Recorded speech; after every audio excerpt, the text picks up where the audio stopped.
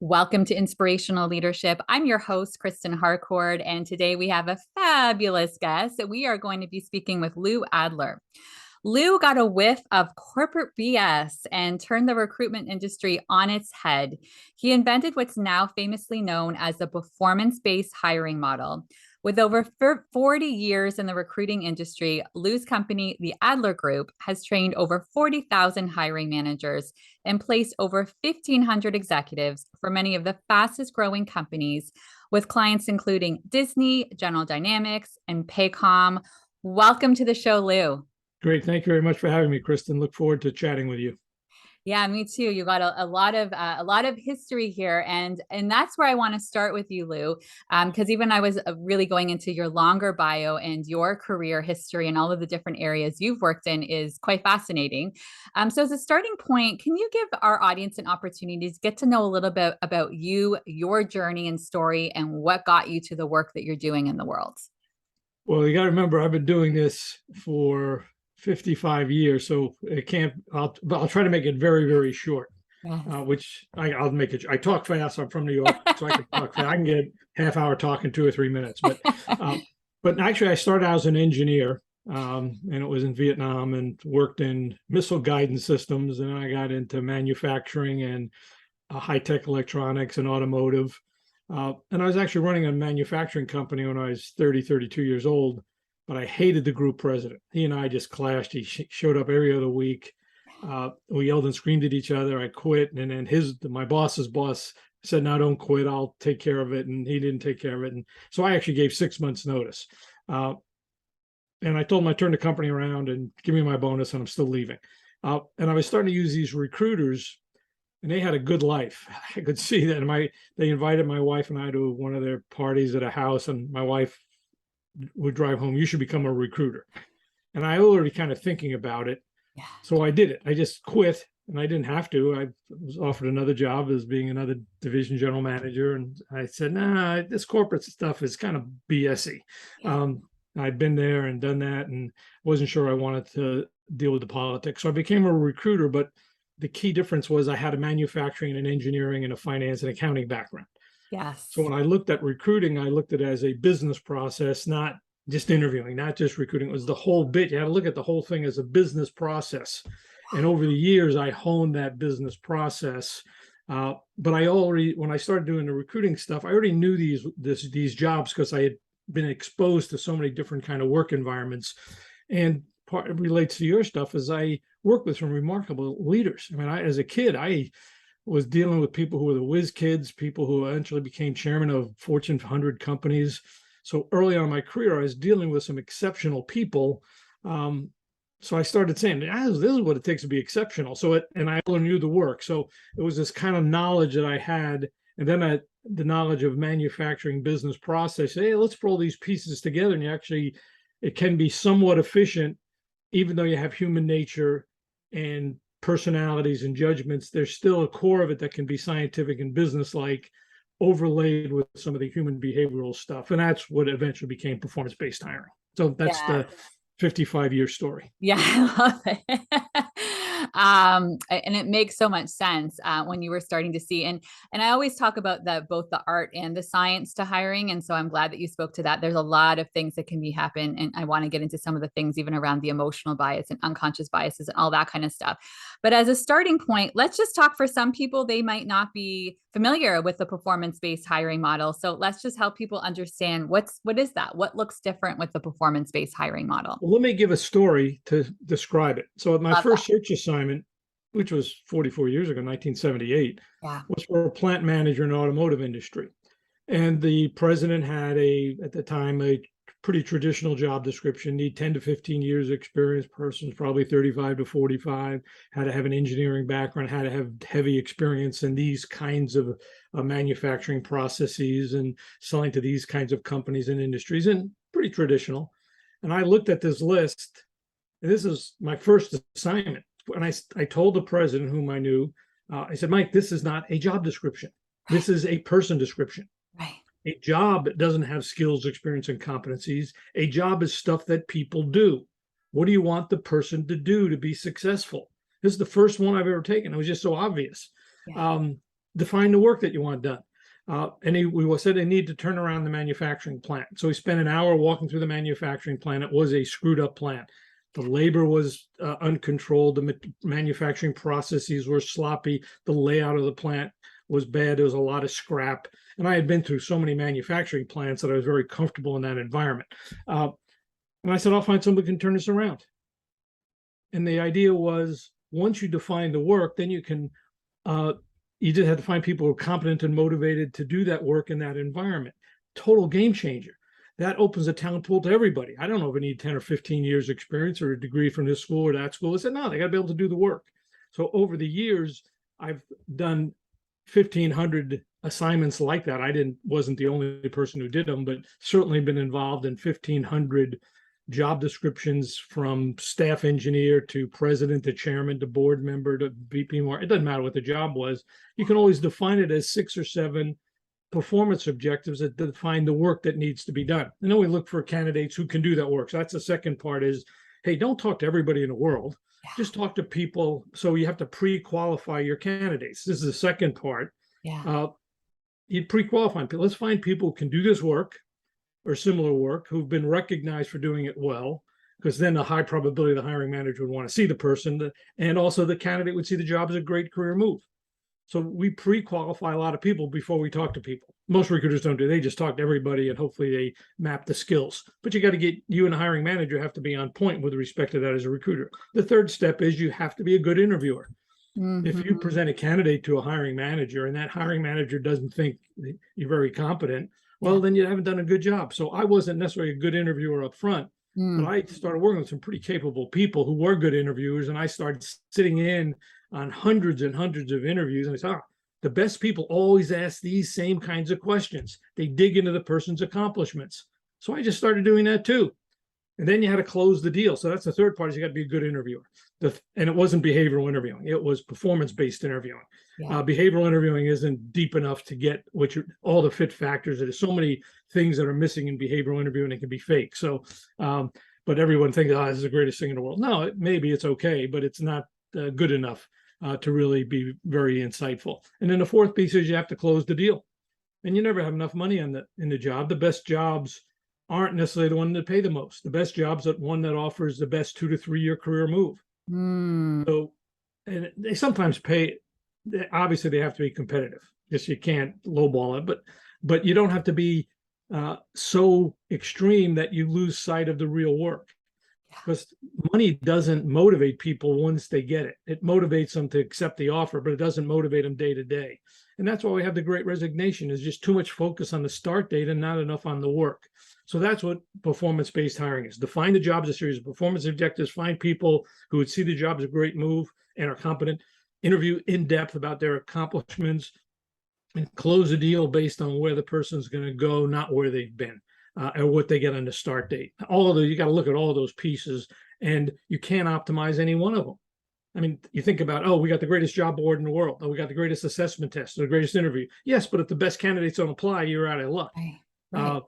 So you got to kind of, and that's called optimization of a system, not optimization of the sub steps. And that's the engineering background and business process. You got to look at the whole thing at once, and every time you make a change, you got to look at the end result. Hey, will this change actually help you hire better people and attract them? Well, no, it's a much better assessment test. It's perfectly accurate. Yeah, but nobody good is ever going to take it, so you got to throw it away. But a PhD would never argue that point, because they just see their little narrow niche here. So that's in a nutshell, that's an entire hiring process. Wow. So I want to pull out some of the pieces with what you discussed there.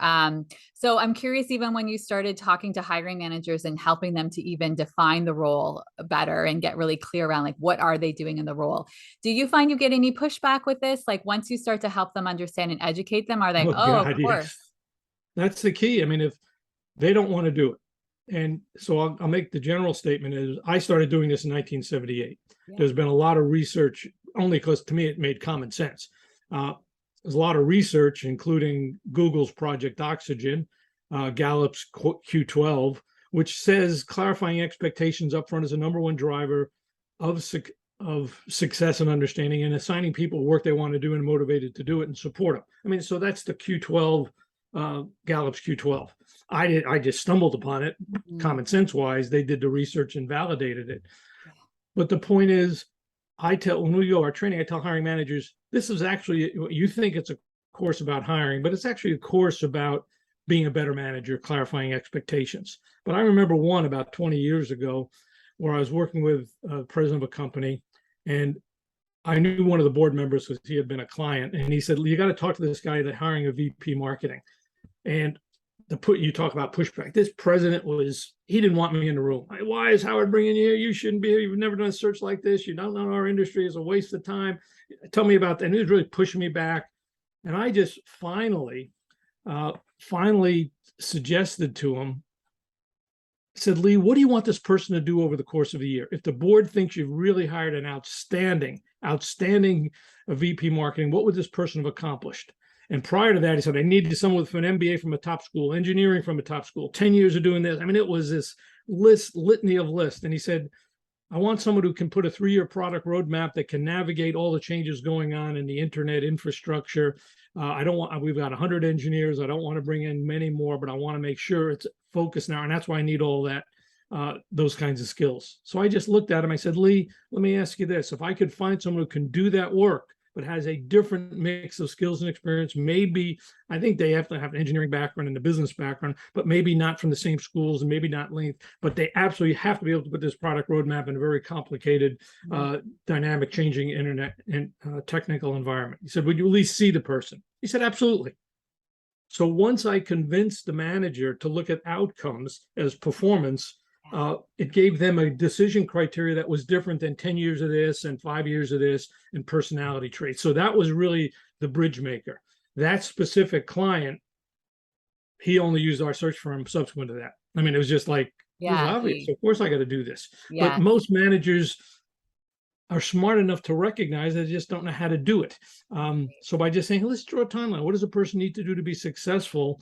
And I didn't know how to do it at first either. I mean, I kind of would say it was logical to me when I did that first assignment and we got better at it, but it was really clear that you had to clarify expectations up front and then put a timeline of how the steps come together. That's how we interview candidates. We almost reverse engineering that. Hey, Kirsten, tell me about your biggest accomplishment related to turning a plant around. How did you get there? What did you have to solve? Walk me through the whole step process. So the interviewing is actually just a reverse engineering of building a performance-based job description, just seeing if candidates have done something similar. Which makes so much sense because now they're speaking to exactly what they're going to be doing in the role. And one of the things I say so often that hiring managers don't get right, even when they hire the person, is really setting expectations once they're even in the role and what that's going to look like. One thing I'm curious when you say that, so what about if we look at somebody who's just graduated, just getting into the work world, or maybe they've even zigged and zagged. They went in one area, they're moving to another area where they don't necessarily have accomplishments that have been within a work environment. Are you using those opportunities to now probe into accomplishments and how they were developing those transferable skills in other capacities besides being in the work world? Yes, it's obviously a little bit different, but I kind of give a story. Now, this is definitely not a college grad, but the story was similar. I had a search assignment for someone in as a plant manager, VP operations, making and I don't want to, I'll just say it was injected molded parts. But this was probably 15 or 20 years ago. Okay. And I met a candidate who had similar, now I wouldn't say it was similar, had a different manufacturing process, but kind of related, but pretty off the key. But as I talked to this fellow about how he established and was in the hospital industry, and he created from scratch, and I think it was in Singapore, but it was certainly in Malaysia, in that area, set up a whole manufacturing and distribution system worldwide, starting with one plant with 50 people. And he just walked me step by step through the whole process. And the guy was brilliant. The guy was just phenomenal. This other company who I introduced him, they didn't think his experience was appropriate because it was a different industry. But his thinking skills, his ability to probe and understand environments and problem solve, whatever it was pretty complicated stuff. This guy was as good as they get. It was just perfect. It turned out that the guy they made the offer to, this other company, rejected it. So they said, is your candidate still available? And I said, I don't know. I haven't talked to him in a month or 2 months. Let me see. And they ultimately hired him. And I knew the guy was great. There was just no doubt in my mind. He was a clear classic executive. He went in there and he called me about 6 months later. He was named the president of the company. He was that good.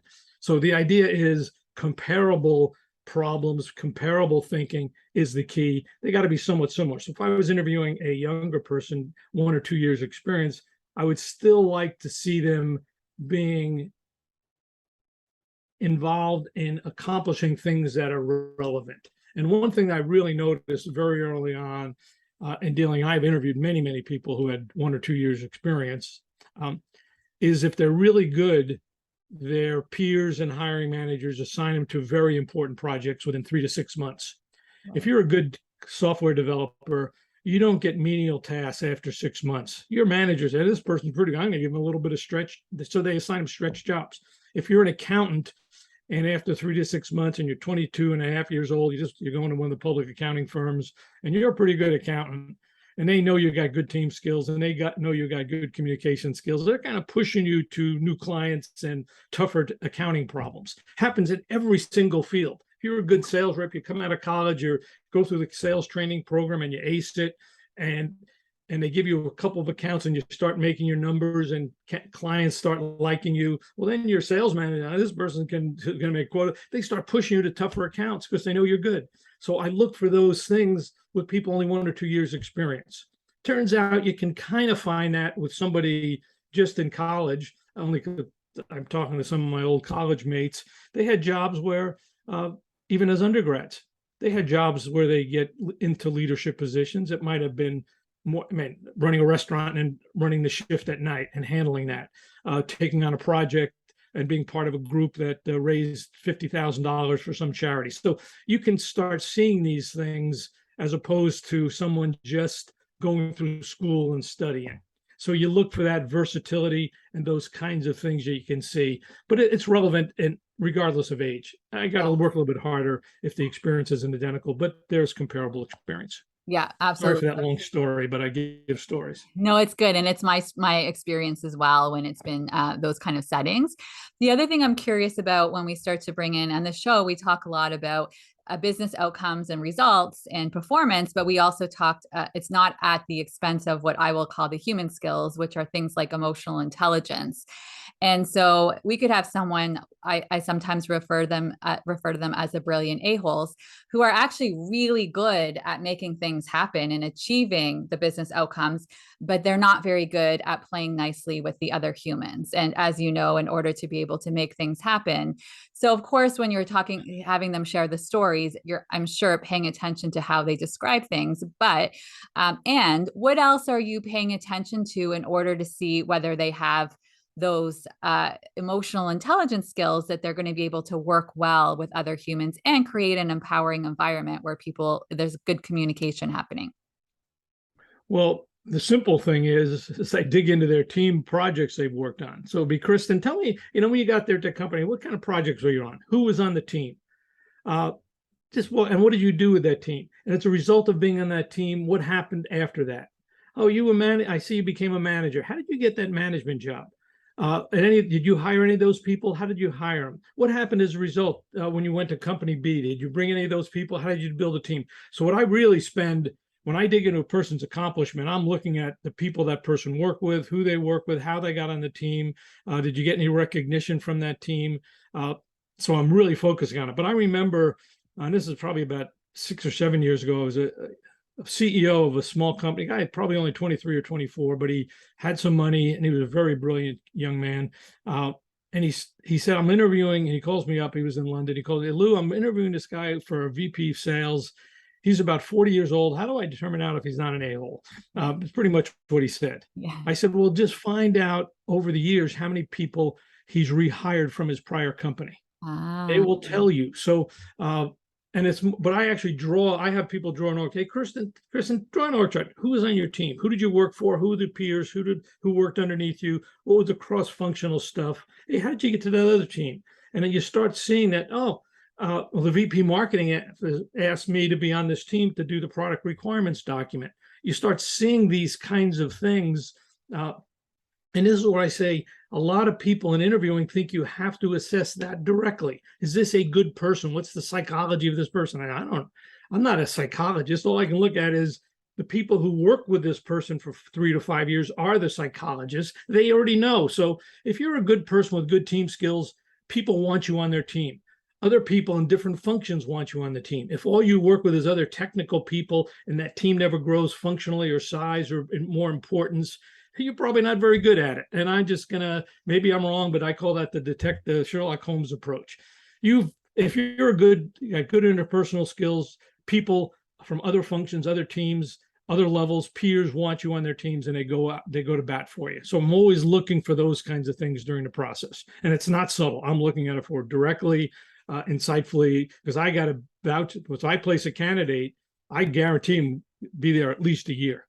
And we're right 90% of the time. And you can give anybody an assessment test. If they go through our interview, they will pass the assessment test. But not everyone who passes the assessment test will pass our interview.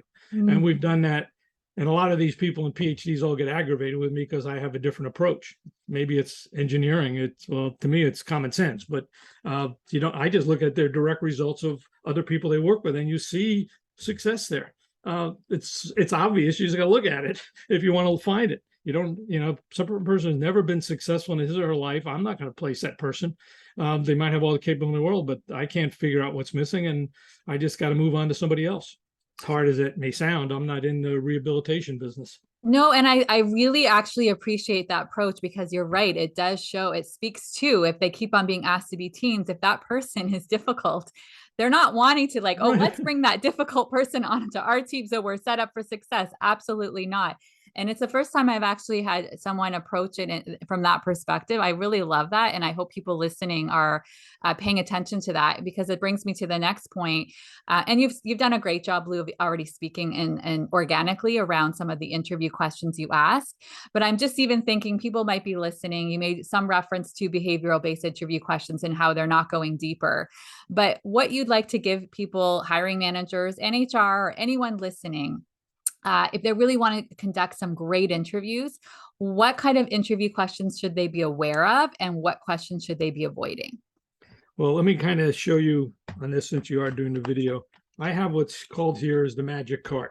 Yeah. The magic card is a trifold, and it's got every single thing you need to know to put a job description together and ask interview questions. Yeah. And I call it the magic card because I tell managers, if you only ask questions on this, you'll never make another hiring mistake. Okay. You start making hiring mistakes if you ask questions that aren't on this card. Okay. And this has been legally validated by the #1 labor attorney in the country. Okay. The problem is so the superficial answer is I dig deep into the candidate's major accomplishments related to the job.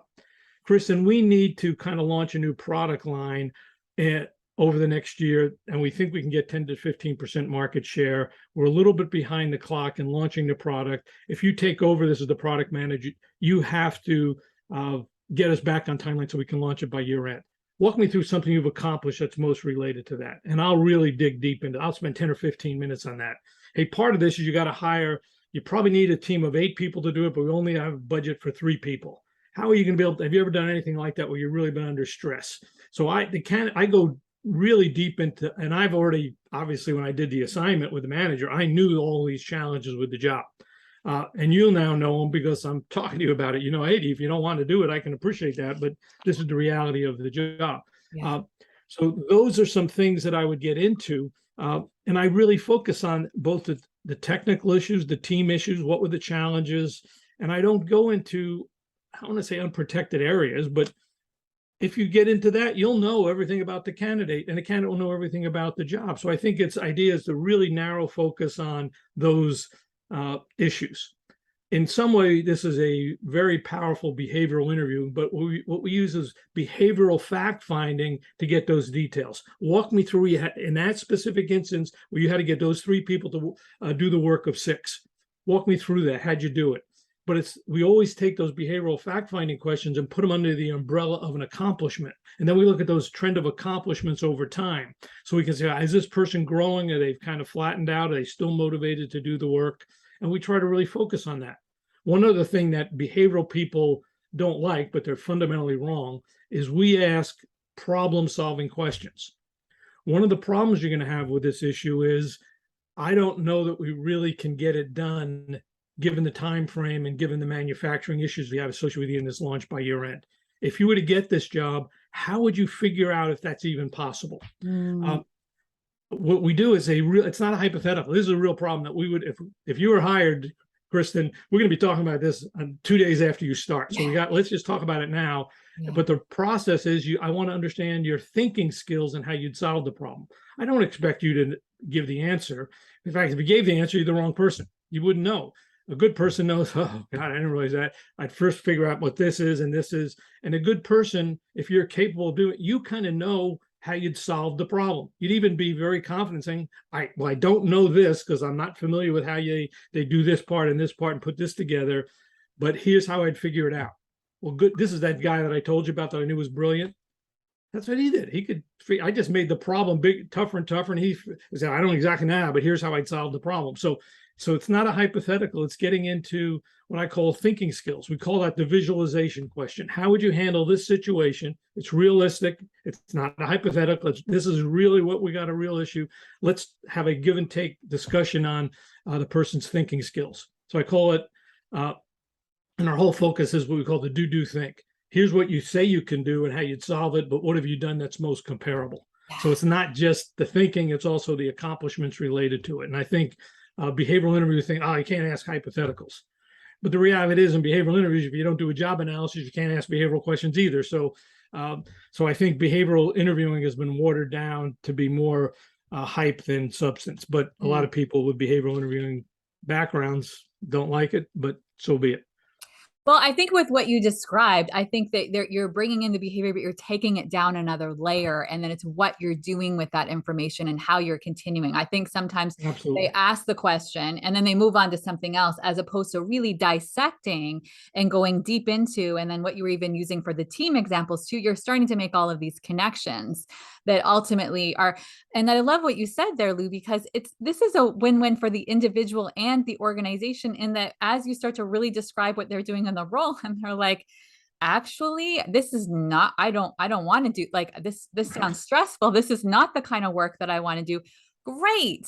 Now we're clear. This isn't the right role for you. And I think sometimes that I've seen this firsthand where they're almost not being transparent. And I know you, Lou, from just how we've been talking, I'm sure you're asking the hiring managers and really getting the facts and the true story in order for them to be positioning it properly. But what I've seen sometimes is, well, we don't want to let them know about that stuff because then they might not say yes to the role. Right. It's like, what are you doing? Like, you're wasting everyone's time then. Like, why would you not be transparent? Yep. No, I agree. What I find interesting is, and this was a long time ago, one of my clients said, we'll give you all our business if you give us a 1-year guarantee. And this was something that nobody was doing at the time. And I really had to think long and hard on it. But having 6 or 8 assignments given to us and we were going to get them at our normal fee, I said, okay, I'll do it. But I then became more religious about what I talk about now in the digging deep. It was actually more important to me, and it wasn't altruistic. I didn't want to do the work over again. I didn't want to give the money back. So to me, it was a business decision. Why a hiring manager wouldn't do that made no sense to me. Why would you want these people to be successful? You don't want to hide it from them. So then it also allowed me to understand clients I did not want to work with. Yes. But I was lucky that our approach was so different, pretty much in your face. But people appreciated that. And I think part of it is even the people I had who work with me, we did a lot of finance and accounting. Both of them were CPAs. So we really knew the subject we were working with. And I think there's an issue with recruiters that don't know the technical component. They can get seduced and snowed and they focus more on just filling jobs.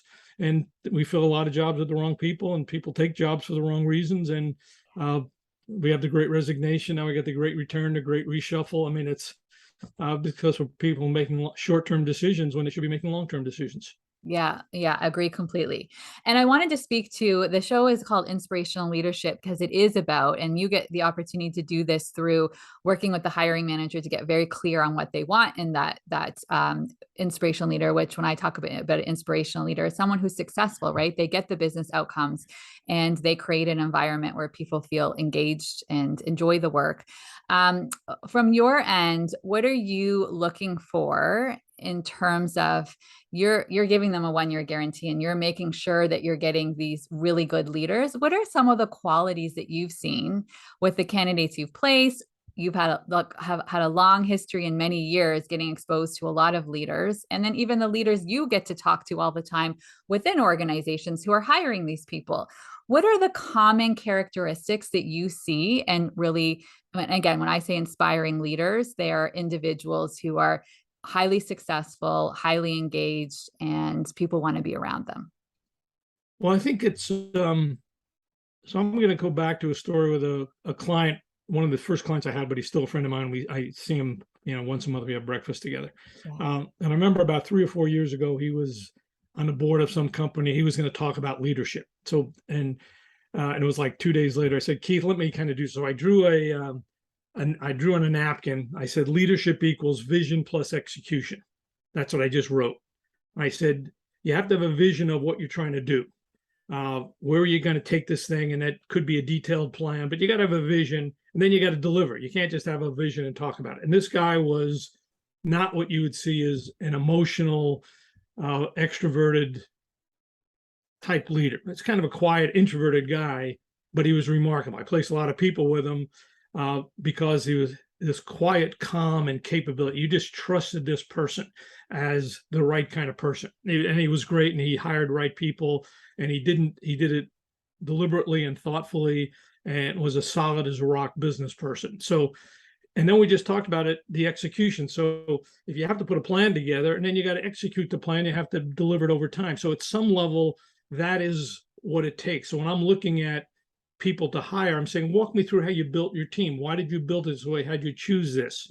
So I don't know that the characteristic, and I work with some pretty remarkable people, but they always had that comment. They could see the future.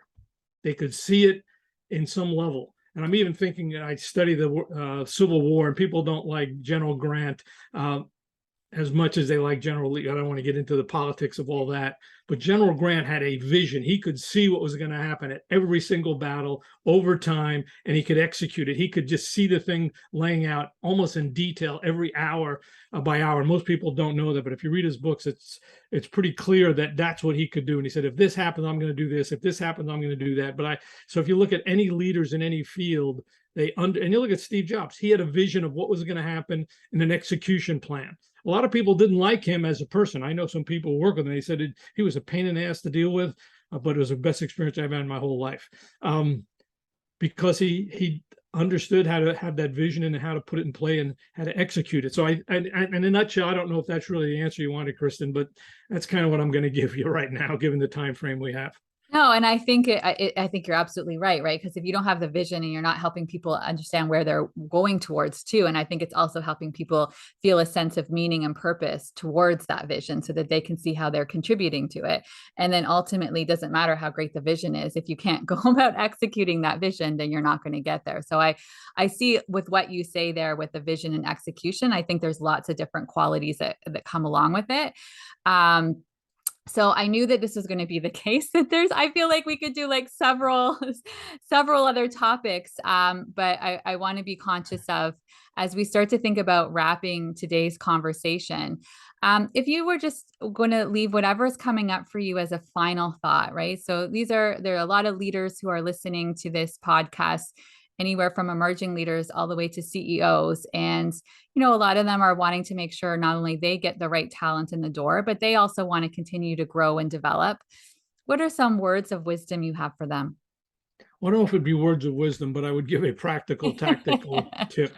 I was at some meeting where some president asked me, he said, what question should I ask a candidate? Tell me how much experience should a person have, or whatever. It was a superficial question. And he said, what's the most important interview question of all time? So I just said, I'll ask it to you, and I'd ask it, and I've asked this thousands of people. you've got 15 minutes only to interview a candidate. Spend those 15 minutes asking the candidate, what's the biggest thing you've ever done in your entire career? Biggest thing, most important. You've got 15 minutes to tell me all about it. It's on the magic card, and you can find it at hirewithyourhead.com. But it's the idea of dig deep into the candidate's most important accomplishment. Who was on the team? How'd you get the role? What did they learn? What problems did they have? What the skills did they learn? What skills did they apply? How did they apply them? Walk them through the biggest decision in that biggest job. But if you understand the biggest thing this person's ever done in his or her own career, you'd kind of know if there's a fit for the job. And if it was 10 years ago, well, maybe it's not a fit. And if it's 2 years ago, it could be. But you learn a lot by asking a candidate, tell them, and spend a lot of time and understand it and probe and make sure you understand it. And sometimes the loud people talk a bunch of superficialities, quiet people, you got to work to pull it out. But if you spend 15 minutes understanding it, you get the right answer and you know if you got a player or not there. So that would be my word of wisdom, but it's more than a word, it's an action that you got to take. I think that's really important, and I agree completely. And I also like what you said there around quiet leadership. There's been a lot of. I actually love Susan Cain's book around quiet leadership.